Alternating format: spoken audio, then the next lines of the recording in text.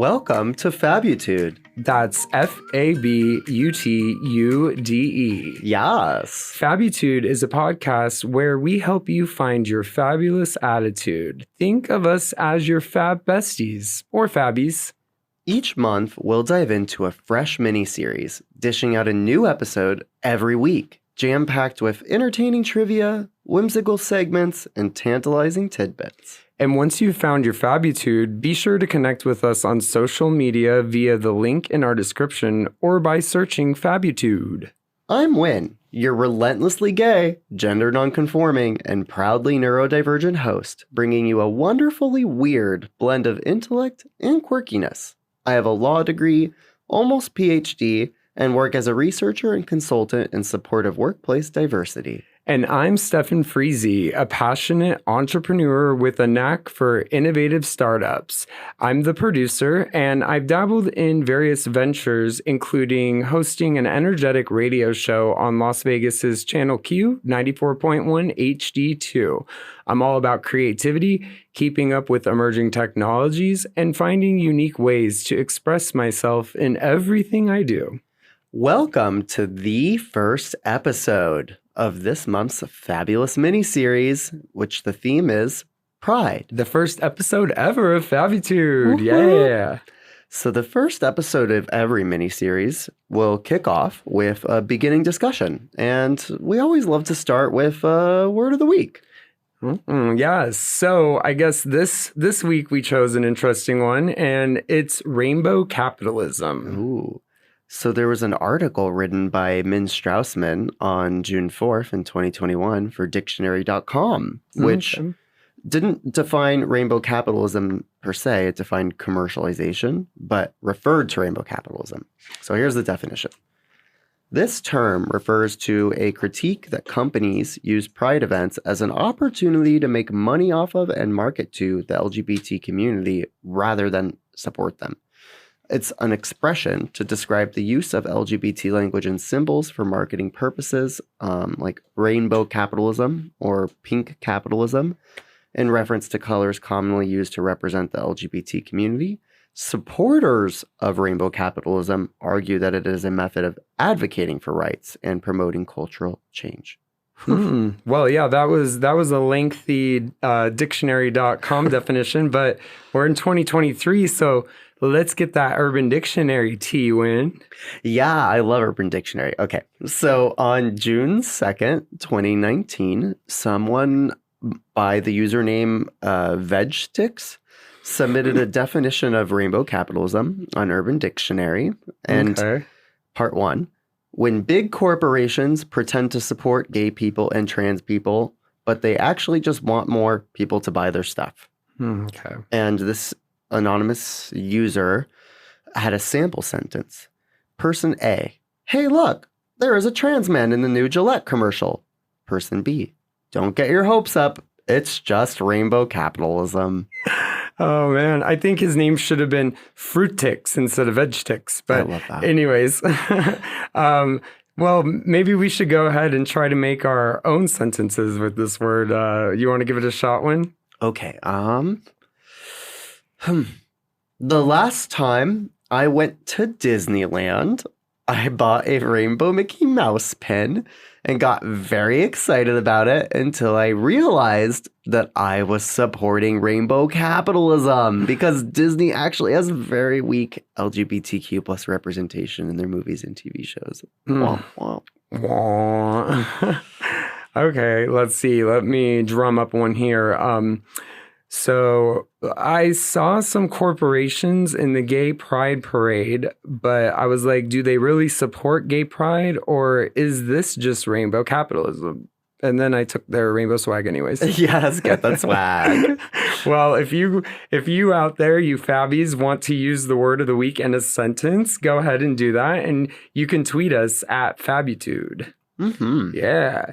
So now that we've covered the word of the week, let's get our beginning discussion started.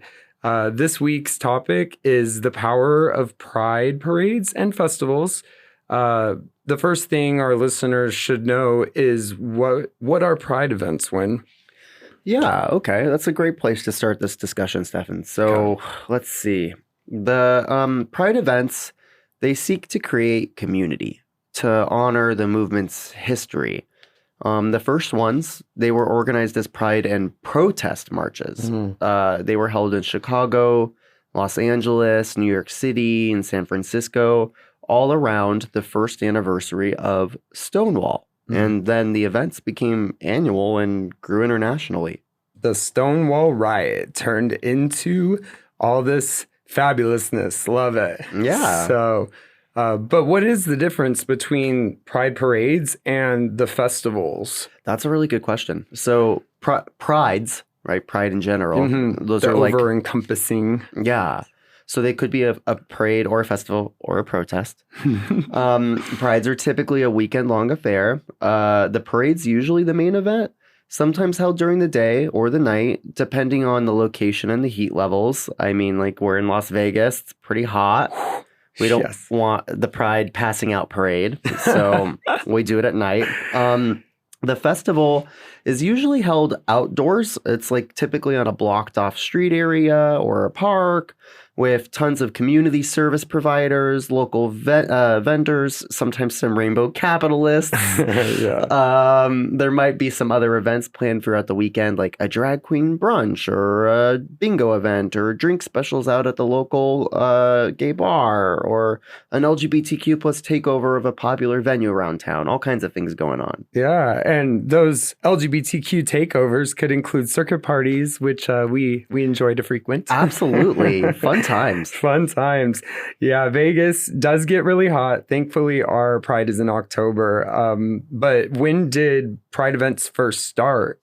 Yeah, so the first Pride was 1970, right? So anniversary of Stonewall, 1969. Good year. Yeah. Pride Month itself in the U.S. is June of every year. But like we said, Vegas is a little bit unique, right? Yes. So we have ours in October because it is hot. Hot. I remember when they did it in May to begin with. That was so hot. It's still a little bit warm in October, but yeah, for sure. Yeah. So when is the first Pride and the last Pride of the year? Good question. So the first, well, I'll say international, right? So the first international Pride of 2023, that's when we're filming this, is the Midsummer Festival of Melbourne, Australia. That was all the way back in January 21st of 2023, a real early start in the year. And then the Midsummer Pride March, they actually separate them. So it's February 5th of 2023. Got it. Okay. And in the United States, the first Pride for this year was in Pride Cape Coral, Florida on March 4th. And the last international Pride of this year is going to be at Mas Palomas Winter Pride. That's in Gran Canaria in November 7th through 13th. Okay. So November 7th is your last chance internationally there. In the U.S., the last Pride of 2023 will be Greater Palm Springs Pride on November 4th to close out. Nice. That's a good one. It's always a good time. Have you ever been? Yes. I enjoyed it thoroughly. Me too. It's a pride of its own. So what is like the usual turnout for these prides? So they vary. The all-time largest Pride parade, and I guess Pride in general, was the 2019 Stonewall 50th anniversary World Pride Parade that was held in New York City. Right before the pandemic. Yep. And there were an estimated 5 million attendees in New York City over the weekend. 4 million of them specifically at the parade. Wow. Fun fact, I was there with my mom by accident. And we visited Stonewall, and a stranger wrapped us up in a large rainbow flag for a cute photo. That's how you know, like, you know, you're very gay when you're at a Pride by accident. The Pride came to you, you know? Yeah. And I've also been at teeny tiny ones. I went to a Pahrump Pride, which had probably like, I don't know, less than 100 people. I've never checked it out, but I've heard some things about it. Maybe should maybe we should make a trip out there. Yeah. How was it? It was actually, it was good. Prides have different purposes. Yeah. The energy of 5 million people who, probably can have this kind of a space, all year round versus 100 people who this is their one time a year, to celebrate. It's different energies. Yeah, definitely. So if you're listening, fellow Fabbies, share a post of your fave photos from a past or present Pride on Instagram with the hashtag Fabitude. Yes, and you could check out Wynn's photo in the link in the description below. So who is welcome to attend Pride? Everyone. Everyone is welcome, whether they're a part of the community, an ally, a rainbow capitalist, or even those painful protesters. Yeah, they're welcome too. Yep. All right. Well, that's how we got our start, right? So protest away. Yeah. We will continue to be ourselves. And who's welcome to well, actually, how does one prepare for a Pride event? Oh yeah. First of all, I guess wear whatever you want. Rainbow attire, colorful dyed hair, crop tops, leather harnesses, body paint, glitter, whatever goes. Just please be sure to use sunscreen. All right. Second, make a Pride Party playlist to get you in the mood. I personally recommend female power singers and pop divas like Lady Gaga, Whitney Houston, Pink, and Robin. Stephan, what are your Pride Party playlist choices? Well, it ranges depending on the event, but mostly some EDM, circuit music for sure, some tropical house for the moments that you're getting ready, need something more chill or just hanging out by the pool. Actually, we will create a playlist with our top Pride weekend songs, and we'll share it with you guys so you can kind of jam out to the stuff we like to listen to while we're doing the Pride vibe. Yeah, hopefully you enjoyed the playlist, and if not, then just keep listening to our podcast. Right, yes. So do you have any advice on how to prepare for a Pride event? Yeah, I guess my first thing would be invite your family or friends or both if you can. Volunteer with an organization so you can even join in the Pride parade on a float and, show your representation to each of those companies or nonprofits that you support. Some people think that Pride is just a promiscuous party where people get wasted. You don't have to partake in any of that if you don't want to, but some people want to. So there are some people who bring their families, their kids to Pride, and you may even see like classrooms, like middle school, high school classes, like marching in a float in a Pride parade. So just know that it's got all flavors of fun. All walks of life. Yeah. So, you know what? Some last words of wisdom to share. Just be yourself. Let everyone else around you do the same. Lean into radical self-expression and acceptance. Yes, that's some good words of wisdom there, Wynn. Thank you. Excuse me. Our beginning the discussion segment has certainly planted seeds of thought. But now it's time to cultivate those ideas and watch them bloom. Oh, I love that. You've got it. So from planting seeds of conversation to reaping the rewards of action, we're transitioning into a segment called Helping Hand. It's your guide to putting down roots in your local community. Whether you're ready to plant a single seed or an entire garden of good deeds. Get your shovel out, girl. We're here to help. So get your metaphorical gardening gloves, Fabbies. Helping Hand begins now. Yes. So do you have any suggestions on how to get involved in helping the community, Wynn? I sure do. So my first suggestion would be figure out where your local LGBTQIA plus community center is at. That's usually the hub.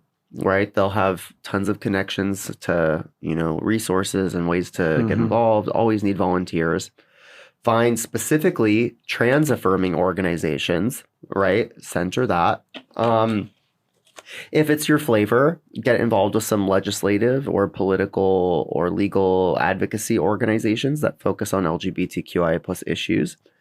The second suggestion I'd have is put your money where your mouth is. So there's a human rights campaign, HRC, has a business guide, and everything that we're talking about has links at the description of the video. So they have something called the Human Rights Campaign Corporate Equality Index. There are now 20 editions of it. Wow. This last one had a record-breaking 842 businesses that met all of the criteria that they ranked them on to earn a 100% rating this past year. Huh. So, take that, rainbow capitalism. The four main criteria that HRC ranks these corporations on. So, number one, non-discrimination policies across all their business entities. Number two, equitable benefits for LGBTQ plus workers and their families. Number three, supporting an inclusive culture. And number four, corporate social responsibility. Yeah, okay. And as usual, all our references will be down in the description below. So I'm going to go check it out and see how I can help prop up our community and what organizations I can support. Oh, yeah, I love that. Glad that it could help. Yeah. Stephan, I think you might know a few resources that are helpful, yeah?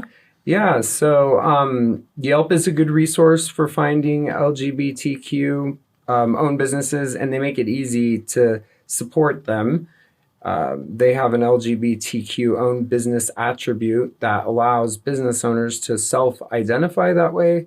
They also allow a listing as open to all to show inclusivity. I love that. Yeah. Restaurants, food, and nightlife businesses listed as either of these identities will be highlighted on Yelp with a rainbow-colored map pin for the entire month of June to help people find places that celebrate Pride Month. Just go to the business page under More Info section in the app or Amenities More section on the website. Yelp also proactively monitors for hate speech against the LGBTQ community and will remove the hateful content. Yeah. Do you have experience with that, right, Wynn? Mm-hmm. Tell us. Fun fact, I was once homophobically cyberbullied on Yelp after I left a factual negative review on someone's business. And Yelp took down the homophobic business owner's comments. I guess it's not such a fun fact, actually. Well, they got what they deserved. Yeah. Thanks, Yelp. Thanks, Yelp. Google also lists LGBTQ attributes. Gender-neutral restrooms, safe space is a few attributes that can all be added to GBP by the business owner. And fun fact, Uber also does a little rainbow thing during Pride Month. They put your the trail of where you've been. They make it rainbow. So that's pretty cool to see in June if you're using Uber. That's super cute. That's totes faboo. Love it. Faboo. Totes faboo. I love that. Yeah, totally fabulous. I love it.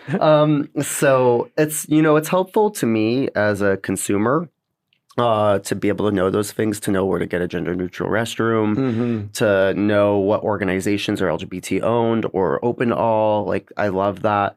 But it's also helpful for businesses that really mean business, not just rainbow capitalism. Yeah. And, there's probably some of them sprinkled in there too. But hey, what are you going to do? Yeah.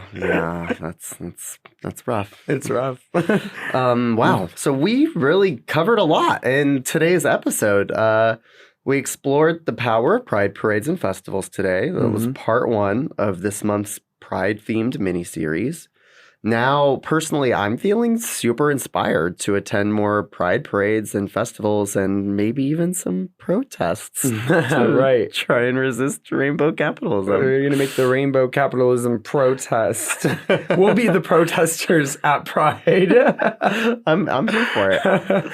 Well, okay. I'm feeling inspired to be more informed about where I am shopping and how they support the LGBTQ community too. So, all great information. Yeah. Later on in this mini series, we'll have a super special segment called Dear Fabby, which is our own fabulous version of the famous anonymous advice column you may have heard of called Dear Abby. So if you have any questions or want to ask us for advice, please direct message us privately on any social media platform at Fabutude, or you can do it via the fabutude.com website linked in our description. Yeah, we will be reviewing your questions and giving probably controversial attempts at advice in the Dear Fabi segment in later on in this month's mini-series. Yeah, I'm very intrigued to see how we each respond differently to people's questions, and hopefully we'll be able to give out some good advice. Yeah, we might even involve a special guest in some of these tidbits. Yes. If you are interested in learning more about any of the information shared during today's podcast, then check out the links provided in the description to see our sources. We brought all the receipts. We have all the references. Yeah, yep. And don't forget to tune into next week for part 2 of the Pride mini-series. And follow us on social media, subscribe, like, share, engage, and most importantly, stay fabulous.